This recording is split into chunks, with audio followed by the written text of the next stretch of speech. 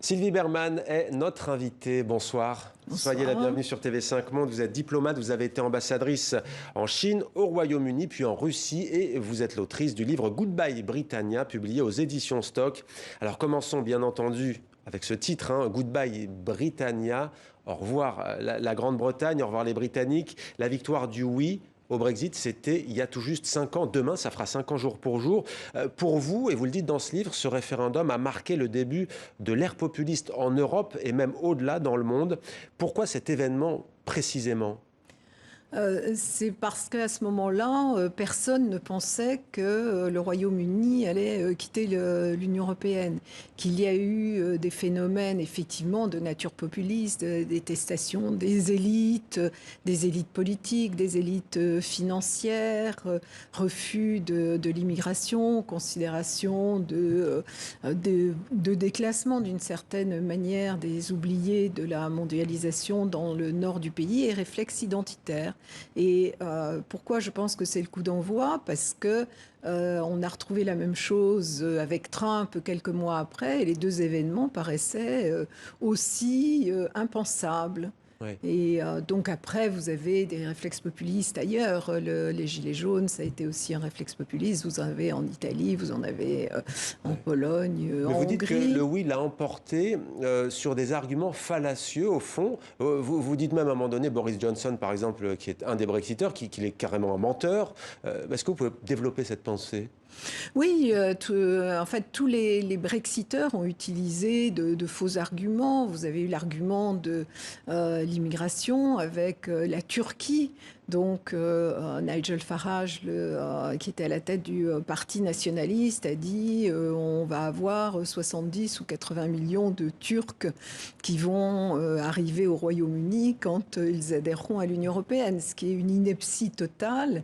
Et au demeurant, c'est faux. Or, certains ministres avaient dit que tout à fait, le Royaume-Uni n'aurait pas de veto sur la possibilité d'entrée de la Turquie, alors qu'on sait que si ça arrive un jour, ce qui n'est pas sûr du tout, c'est une échéance très lointaine. Certains avaient également dit que la reine et toute la famille royale seraient supprimées par l'Union européenne. Alors qu'on sait que les Britanniques sont très attachés à la monarchie. Tout à fait. Et ça, d'ailleurs, ça a eu un certain écho. Mais vous avez aussi les fameux 350 millions de livres qui étaient inscrits sur le bus en disant nous payons ça chaque semaine à l'Union européenne et il vaudrait mieux le donner au NHS, c'est-à-dire les services de santé qui sont une vache sacrée au Royaume-Uni. Donc c'était faux aussi, le chiffre était faux et le fait que ce soit possible ensuite était totalement faux. Il y avait beaucoup d'infox selon vous à ce moment-là. Tout de même, alors on dit 5 ans, disons-le, le Brexit est officiellement entré en vigueur le 1er janvier dernier, donc ça fait 6 mois. Mais tout de même, est-ce que c'est l'heure d'un premier bilan ? Parce que pour le coup, on a le sentiment que les Britanniques, notamment avec cette pandémie, avec l'histoire de la vaccination, de la cacophonie dans l'Union européenne, on a le sentiment qu'ils ont retrouvé de la souveraineté. N'est-ce pas vrai ? Alors non, je ne crois pas, parce qu'en réalité, bon, ils ont retrouvé une certaine souveraineté, mais quand on partage sa souveraineté, on pèse davantage vis-à-vis des grandes puissances. Mais l'Union européenne, à ce moment-là, n'avait pas du tout de politique dans le domaine de la santé, et rien n'empêchait de toute façon le Royaume-Uni de commander des vaccins et d'avoir une campagne de vaccination. C'est-à-dire, ce qui s'est bien passé, c'est effectivement l'aspect logistique et l'anticipation. Cela dit, finalement, avec 2 ou 3 mois de retard, l'Union européenne va rattraper. Et le choix qui a été fait par l'Union européenne, c'est un choix de solidarité. Parce qu'au début, la France, l'Allemagne et je crois l'Italie et les Pays-Bas avaient décidé de commander des vaccins. Et puis il y a eu cette idée de commander de façon solidaire pour que les petits pays ne soient pas à l'écart de la vaccination. Donc c'est un choix, mais c'est pas du tout... Je comprends que Boris Johnson cherche à le valoriser comme un élément positif du Brexit, parce qu'il n'y en a pas beaucoup d'ailleurs. Mais ce n'est pas le cas. En tous les cas, les relations sont plutôt bonnes entre le Royaume-Uni et l'allié historique, les États-Unis. On l'a vu avec la visite de Joe Biden lors du récent G7. On aimerait maintenant élargir, au-delà de ce Brexit, s'il vous le bien, Sylvie Berman, sur le monde, on va dire le nouvel ordre mondial, si on peut parler ainsi, après ce Brexit et donc après cette pandémie. Visite donc de Joe Biden avec la rencontre avec Vladimir Poutine. Comment voyez-vous l'émergence de ce nouveau monde sur le plan géopolitique ? Alors, le monde n'a pas changé au moment de la crise sanitaire, mais ça a été un révélateur de tendances lourdes. Et ce qui a changé à la fin, c'est quand même la perception de la Chine. Et on voit bien maintenant que dans tous les sondages, il y a une hostilité des Occidentaux vis-à-vis de la Chine. Ouais. Donc, en fait, on se trouve dans le cas d'une guerre froide ou d'une paix froide, peu importe. Ouais. Mais c'était ça l'objectif de Joe Biden, précisément, c'était de venir chercher le poids de l'Union européenne pour mener cette bataille commerciale et ce que vous appelez cette guerre froide face à la Chine, oui, face à la Russie. Non, mais je crois qu'il faut différencier. Je crois que effectivement, c'est ce qu'il est venu chercher. C'est-à-dire que la différence avec Trump, qui était très hostile à la Chine aussi, c'est que Joe Biden reconnaît que la diplomatie a un rôle et que c'est important d'avoir des alliés et des amis.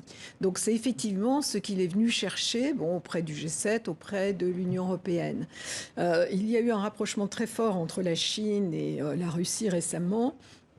On peut se demander, en fait, si Joe Biden n'a pas écouté les conseils de Kissinger qui disait qu'il fallait s'allier avec le plus faible contre le plus fort.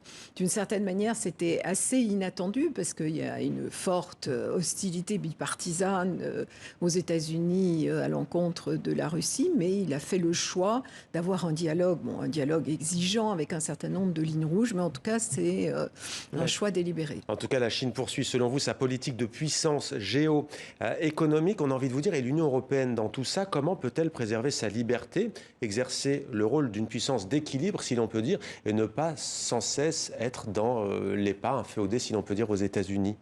Mais je crois que c'est très important, effectivement, que l'Union européenne ait une autonomie de décision, autonomie d'analyse, de décision et d'action. Donc, elle ne peut pas ignorer complètement la Chine, se rallier à une croisade américaine. Et il y a des domaines où les intérêts peuvent converger, puis d'autres, non.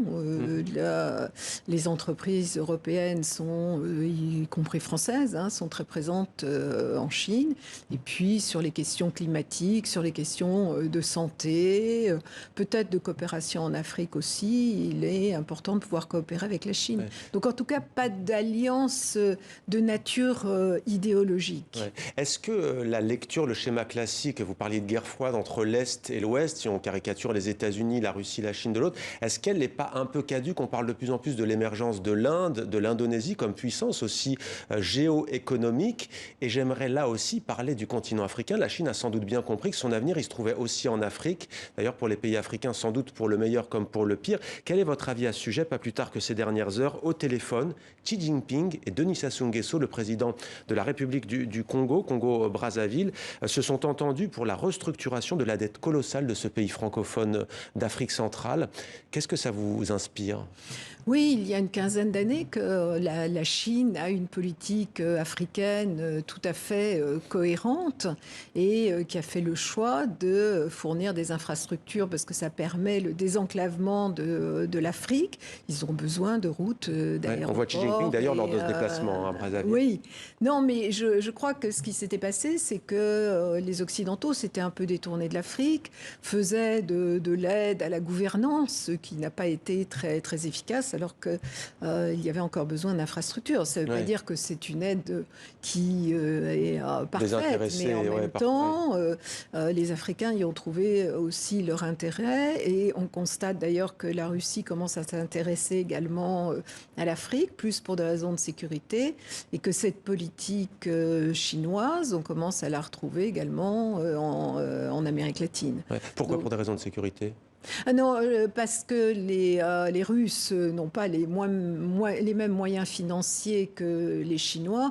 Et en fait, ils interviennent comme conseillers militaires, Mais comme les Russes en avec des Centrafrique, sociétés privées. C'est exactement ça.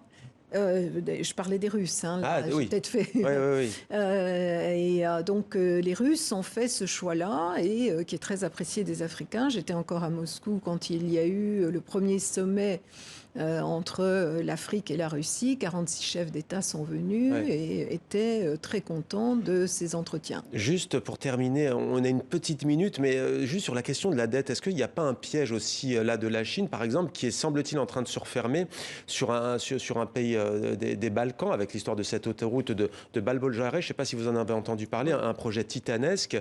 C'est-à-dire, il y a un SOS, véritable SOS là, d'un gouvernement vers Bruxelles. Oui, ce qui s'est passé, c'est que d'abord, je crois que Bruxelles avait déconseillé le Monténégro d'accepter ce projet chinois. Bon, Bruxelles n'a pas été écoutée. Et le problème de ces pays, c'est quand on leur offre quelque chose, ils ne vont pas dire non si on leur offre pas la même chose de l'autre côté, ou mieux. Je veux dire, c'est du réalisme aussi, il faut en être conscient. Il faut que l'Union européenne soit à même d'apporter cette aide. Merci beaucoup Sylvie Berman d'avoir répondu à nos questions. Je rappelle que vous avez été ambassadrice en Chine, donc au Royaume-Uni, mais aussi en Russie. Merci à vous. Merci.